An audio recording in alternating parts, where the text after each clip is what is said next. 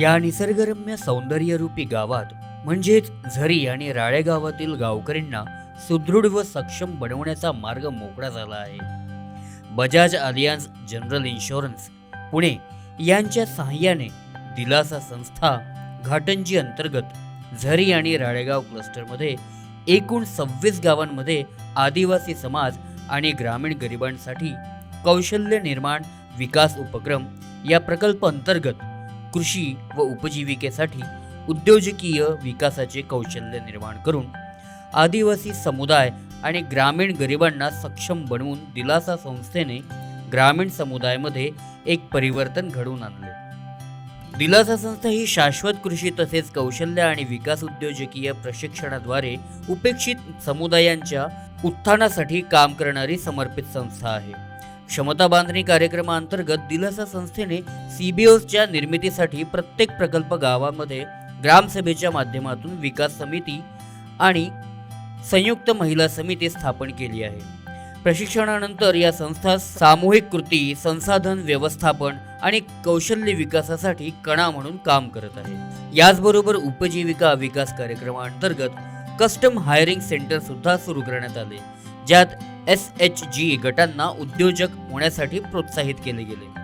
गटाला CHCच्या व्यवस्थापनाचे 2 दिवसांचे तांत्रिक प्रशिक्षण, गावाची समस्या, CHC केंद्रे उभारण्यासाठी प्रकल्पांतर्गत आर्थिक सहाय्य व लोकसहभाग, CHC टूल बँकेत गावाच्या गरजांवर आधारित आवश्यक कृषी अवजारांचा समावेश, साधने आणि सेवा स्थानिक शेतकऱ्यांना भाडे तत्वावर उपलब्ध करून दिल्याने CHC व्यवसायापासून फायदा झाला. आमच्या गावची अशी समस्या होती की गाव जंगलात असल्यामुळे आम्हाला माल, सोयाबीन असो की कापूस असो, माल नेण्यासाठी कुठलेही वाहन नसल्यामुळे 10 महिला मिळून कस्टम हायरिंगची तयारी केली आणि आम्ही प्रकल्पातून आम्हाला 1.5 लाख रुपये मिळाले आणि आम्ही आमच्या समूहातून 2 लाख भरून टाटा एस गाडी घेतली आणि याच्यामध्ये आम्हाला 10 महिलांना 40,000 रुपये उत्पन्न मिळत आहे आणि खर्च जाऊन 25,000चा नफा मिळत आहे. एवढा आम्हाला आर्थिक मदत मिळत आहे. त्याचबरोबर शेळीपालनामध्ये सुद्धा गावकऱ्यांची उपजीविका सुरू झाली. दिलासा संस्थेने आम्हाला 15,000 दिले. 15,000 दिले तर 5 नग घेतले, तर आम्ही 20,000 रुपये त्यात टाकले, 5 नग घेतले. डेअरी फार्मिंग,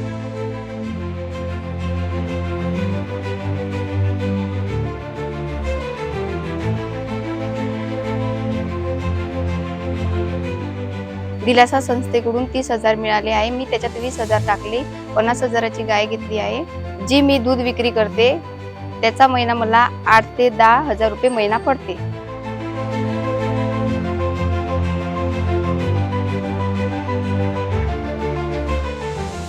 जातीवंत बोकड,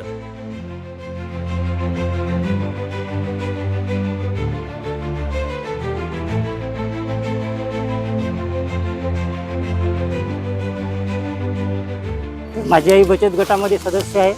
माझ्या आईने मग नोंदणी केली बोकडासाठी. माझ्या आईने स्वतः 12,000 रुपये भरले आणि 18,000 रुपये संस्थेमार्फत आम्हाला मिळाले आणि हा बोकड मिळाला. जे मास विक्रीसाठी उत्पन्न पाहिजे होतं आम्हाला ते वाढलं आणि याची किंमत पण चांगली मिळत आहे आम्हाला, बाजारभाव. लघु उद्योग विकास,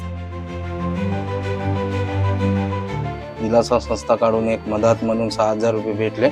मी तसं दुकान टाकलं.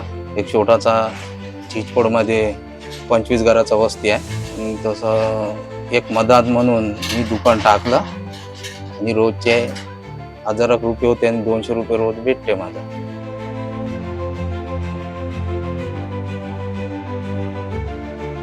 प्रकल्पांतर्गत मासेमारी उपक्रम सुरू करण्यात आले असून लोकसहभागातून शेड तयार केले आणि टँक मध्ये एकूण 2,000 तिलापिया जातीचे मत्स्य बीज सोडले गेले, ज्यामुळे उत्पन्नाचा अतिरिक्त स्रोत उपलब्ध झाला आहे.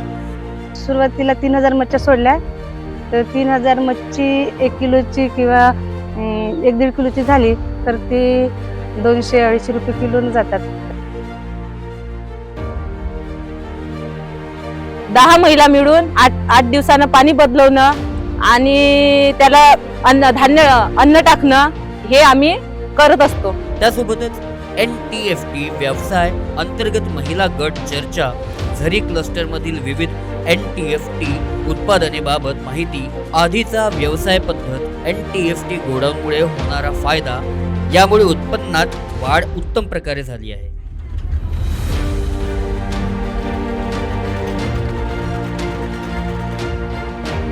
आम्ही शिवण क्लासमध्ये ड्रेस, ब्लाऊज आणि विविध प्रकारचे वेगवेगळे स्टायलिश डिझाईनचे ब्लाऊज शिकलेला आहोत आणि आता आम्ही स्वतःचा व्यवसाय चालू करणार आहे.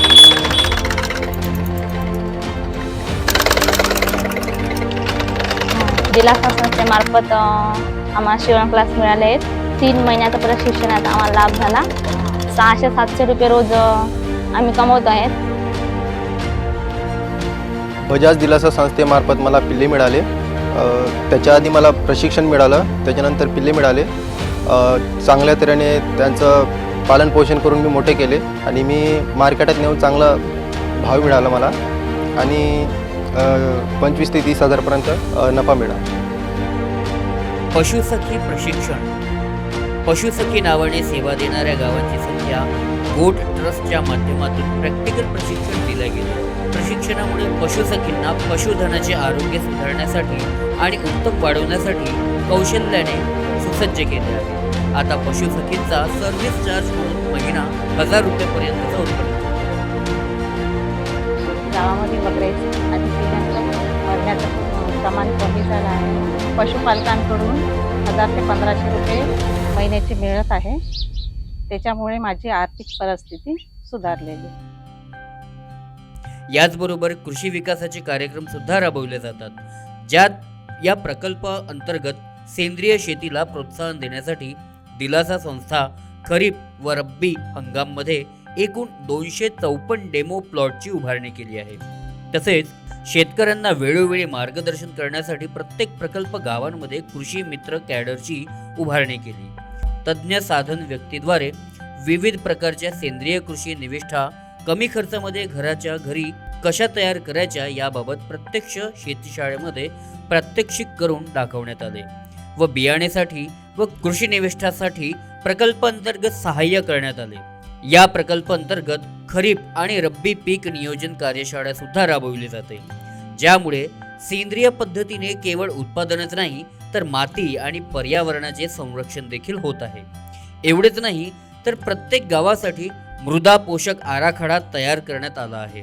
अशातच खरीप आणि रब्बी पिकांसाठी पॅकेज ऑफ प्रॅक्टिसेसवर विशेष कृषी मित्र प्रशिक्षण घेऊन त्याचे डेमो सुद्धा करण्यात आले. म्हणून खरीपमध्ये कपाशी, सोयाबीन आणि रब्बीमध्ये चना व गहू पिकांचे सेंद्रिय पद्धतीचे प्रात्यक्षिक प्लॉट्स प्रकल्पाच्या विविध गावांमध्ये उभारण्यात आले असून शेतकऱ्यांना बियाणे, कृषी निविष्ठा सहाय्य करण्यात आले. एवढेच नाही तर स्प्रिंकलर सिंचन व्यवस्थेसाठी प्रकल्प अंतर्गत समर्थन मिळाल्याने पाण्याचा सुज्ञपणे वापर केला जात आहे. त्यामुळे पाण्याचा अपव्यय कमी होतो आणि पीक उत्पादकता वाढते.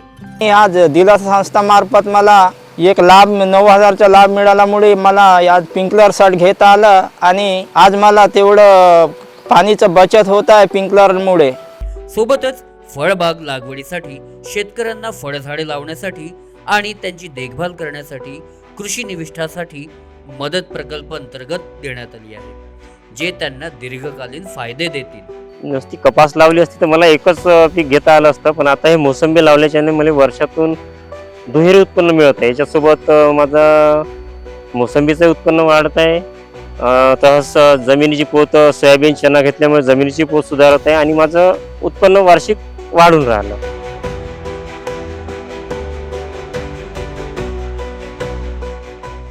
एवढेच नाही तर जनावरांना पाणी पिण्याचे टाके. आमच्या गावात पाण्याची व्यवस्था नव्हती. ते जनावर नाल्यावर न्या लागत होते, तर जिल्हा संस्थेवाल्याने आम्हाला टाकं बनवून दिलं. म्हणजे गाई ढोरं वासरं पाजायला त्यांनी बहुत चांगलं काम केलं. Doha model.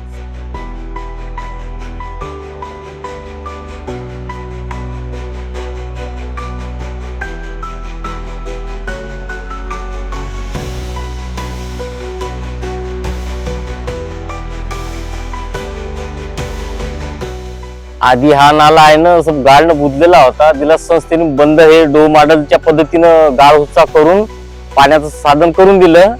आता ढोरा वासरात पाण्याची समस्या तुटली आणि काय कास्तकारांना वलतासाठी पाणी यूज करता येऊन राहिलं. अशा अनेक विविध सरकारी योजनांच्या अभिसरणातून गावकऱ्यांना लाभ मिळाला आहे. या विविध उपक्रमांद्वारे दिलासा संस्था केवळ कौशल्य निर्माण करत नाही तर सामूहिकरित्या त्यांच्या जीवनात परिवर्तन घडवत आहे. जिथे आदिवासी समुदाय आणि ग्रामीण गरीब लोकांना आत्मनिर्भर आणि विकासासाठी सशक्त बनवले जाते, सक्षमीकरण आणि विकासाचा हा प्रवास साजरा करण्यासाठी आमच्यात सामील व्हा.